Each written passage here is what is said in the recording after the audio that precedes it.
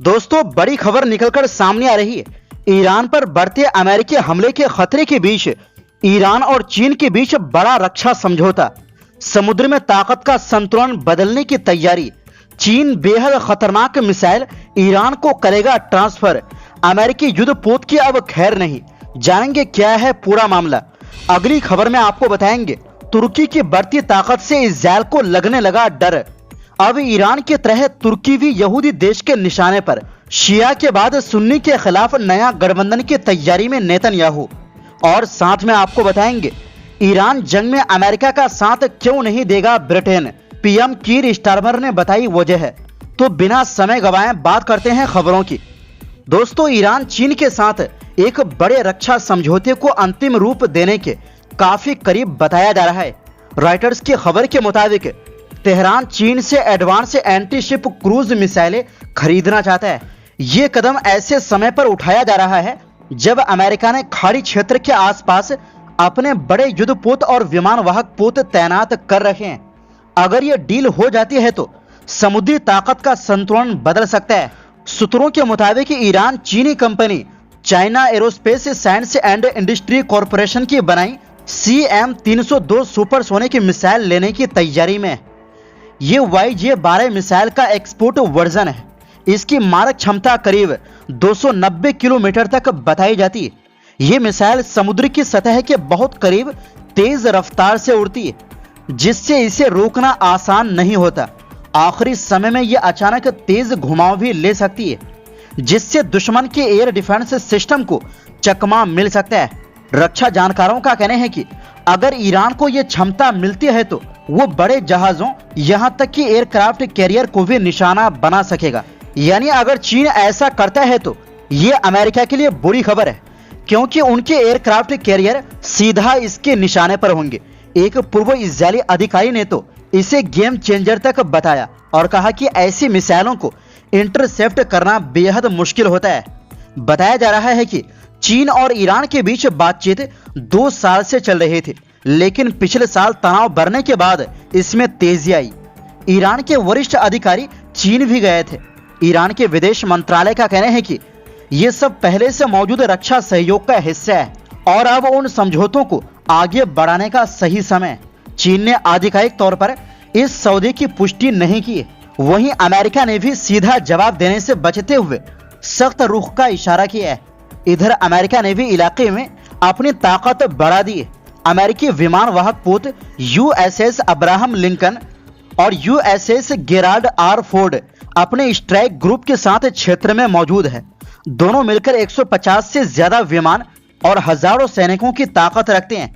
अगर ये मिसाइल समझौता पूरा होता है तो ईरान की रोकथाम क्षमता मजबूत होगी, मतलब खुद को बचाने की क्षमता बढ़ेगी। यानी वो ये संदेश देना चाहता है कि अगर उस पर दबाव बढ़ेगा तो जवाब भी दिया जा सकता है। खबर यह भी है कि ईरान चीन से एयर डिफेंस सिस्टम और दूसरी सैन्य तकनीकों पर भी बातचीत कर रहा है। साफ है कि मध्य पूर्व में ताकत का नया खेल शुरू हो रहा है। एक तरफ अमेरिका अपनी मौजूदगी बढ़ा रहा है तो दूसरी तरफ ईरान चीन के साथ हाथ मिलाकर अपनी स्थिति मजबूत करने में लगा है, जो उसके लिए जरूरी भी है। आने वाले समय में यह समीकरण पूरे इलाके की सुरक्षा और राजनीति पर बड़ा असर डाल सकता है। वहीं दूसरी ओर दोस्तों, मिडिल ईस्ट में हालात लगातार बदल रहे हैं। इजराइल अब तुर्की को भी एक नए विरोधी के तौर पर देखने लगा है। इजराइल के कई नेता खुलकर तुर्की को खतरा बता रहे हैं। पूर्व प्रधानमंत्री नफ्ताली बेनेट ने कहा कि इजराइल को तुर्की की गतिविधियों को नजरअंदाज नहीं करना चाहिए। उन्होंने आरोप लगाया कि तुर्की एक ऐसे क्षेत्रीय धड़े का हिस्सा बन रहा है जो ईरान के एक्सिस की तरह काम कर सकता है। नफ्ताली ने कहा कि इजराइल को ईरान और तुर्की दोनों से एक साथ निपटना होगा। तुर्की हाल के महीनों में फिलिस्तीन मुद्दे और गाजा युद्ध को लेकर इजराइल की कड़ी आलोचना करता रहा है। साथ ही वो सऊदी अरब और मिस्र के साथ भी रिश्ते मजबूत कर रहा है और मुस्लिम देशों को बड़े पैमाने पर हथियार भी दे रहा है, जिसमें टैंक, ड्रोन, गोला बारूद वगैरह शामिल है। इससे इजराइल में चिंता बढ़ी है कि कहीं एक नया सुन्नी धड़ा उसके खिलाफ खड़ा ना हो जाए। इसी से निपटने के लिए प्रधानमंत्री बेंजामिन नेतन्याहू एक नए क्षेत्रीय गठबंधन की योजना पेश की है। इजराइल 2025 में फिलिस्तीन, ईरान, लेबनान, सीरिया और यमन पर हमले कर चुका है और यहां तक कि कतर पर भी। नेतन्याहू ने हेक्सागन यानी 6 देशों के समूह की बात कही। इस प्रस्तावित गठबंधन में इजरायल के साथ भारत, ग्रीस और साइप्रस जैसे देश शामिल हो सकते हैं। इसके अलावा कुछ अरब, अफ्रीकी और एशियाई देशों को भी इसमें जोड़ा जा सकता है। हालांकि इजरायल का यह मंसूबा कहां तक कामयाब होंगे ये तो आने वाला वक्त ही बताएगा। ग्रीस और साइप्रस के तुर्की के साथ पहले से तनावपूर्ण संबंध रहे, जिसका फायदा इजरायल उठाना चाह रहा है। नेतन्याहू ने कहा कि यह नया समूह कट्टर शिया धड़े और उभरते कट्टर सुन्नी धड़े का मुकाबला करेगा। शिया धड़े से उनका इशारा ईरान और उसके सहयोगियों की ओर है। इसमें लेबनान का हिजबुल्लाह, इराक के कुछ शिया सशस्त्र गुट और यमन के हौथी शामिल माने जाते हैं। नेतन्याहू का कहना है कि ये नया गठबंधन अमेरिका के साथ इजरायल के मजबूत रिश्तों की जगह नहीं लेगा, बल्कि उसे और मजबूत करेगा। कुछ एक्सपर्ट का मानना है कि अमेरिका में इजरायल को मिल रहा समर्थन अब पहले जैसा मजबूत नहीं रहा, इसलिए इजरायल नए साझेदार खोज रहा है। एक्सपर्ट का यह भी कहना है कि असली चिंता अभी भी ईरान है और तुर्की का मुद्दा ध्यान भटकाने की रणनीति हो सकता है। लेकिन अगर बयानबाजी तेज होती है तो इससे इजरायल और तुर्की के रिश्ते और बिगड़ सकते हैं। वहीं दूसरी ओर दोस्तों, ब्रिटेन के प्रधानमंत्री कीर स्टारमर ने अभी तक अमेरिका को ईरान पर हमले के लिए ब्रिटेन के कंट्रोल वाले ठिकानों का इस्तेमाल करने की अनुमति नहीं दी। उन्होंने हाल ही में अमेरिकी राष्ट्रपति डोनाल्ड ट्रंप से बातचीत की और साफ कहा कि जब तक हमले के उद्देश्य और उसके कानूनी आधार को ठीक से समझ नहीं लिया जाता, तब तक ब्रिटेन किसी सैन्य कार्रवाई में शामिल नहीं हो सकता।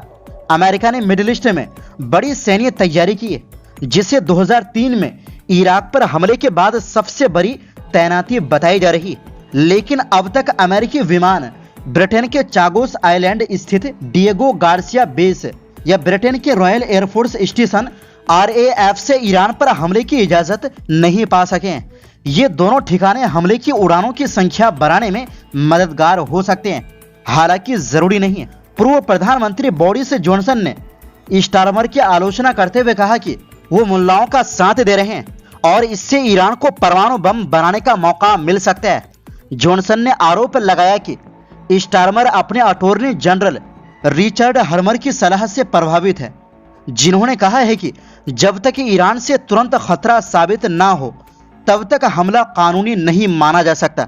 2003 में ब्रिटेन ने अमेरिका के साथ मिलकर इराक पर हमला किया था, क्योंकि उस समय कहा गया था कि सद्दाम हुसैन के पास विनाशकारी हथियार है। बाद में यह खुफिया जानकारी गलत साबित हुई। उस समय अमेरिकी राष्ट्रपति जॉर्ज W. बुश और ब्रिटिश प्रधानमंत्री टोनी ब्लेयर के बीच करीबी तालमेल था। संयुक्त राष्ट्र सुरक्षा परिषद ने इराक को चेतावनी तो दी थी, लेकिन स्पष्ट रूप से सैन्य कार्रवाई की मंजूरी नहीं दी थी। इसके बावजूद अमेरिका ने हमला किया। इस बार ट्रंप ने ना तो अमेरिकी कांग्रेस से औपचारिक मंजूरी ली है और ना ही सार्वजनिक रूप से कोई कानूनी तर्क रखा है। विश्लेषकों का कहना है कि अमेरिका ईरान पर दबाव डालने के लिए ताकत का प्रदर्शन कर रहा है ताकि वो परमाणु समझौते पर राजी हो जाए। लेकिन अगर ईरान नहीं माना तो ये लंबा और अनिश्चित युद्ध बन सकता है। इसी बीच रॉयल यूनाइटेड सर्विसेज इंस्टीट्यूट के विशेषज्ञ मैथ्यू सेविल का कहना है कि 2026 का ईरान 2003 के इराक जैसा नहीं है। ऐसे में ब्रिटेन सरकार सावधानी और कानूनी प्रक्रिया पर जोर दे रही है, यानी ईरान से मुकाबला कोई आसान काम नहीं होगा। तो दोस्तों, फिलहाल के लिए इस रिपोर्ट में बस इतना ही। फिर मिलते हैं एक नए रिपोर्ट्स के साथ।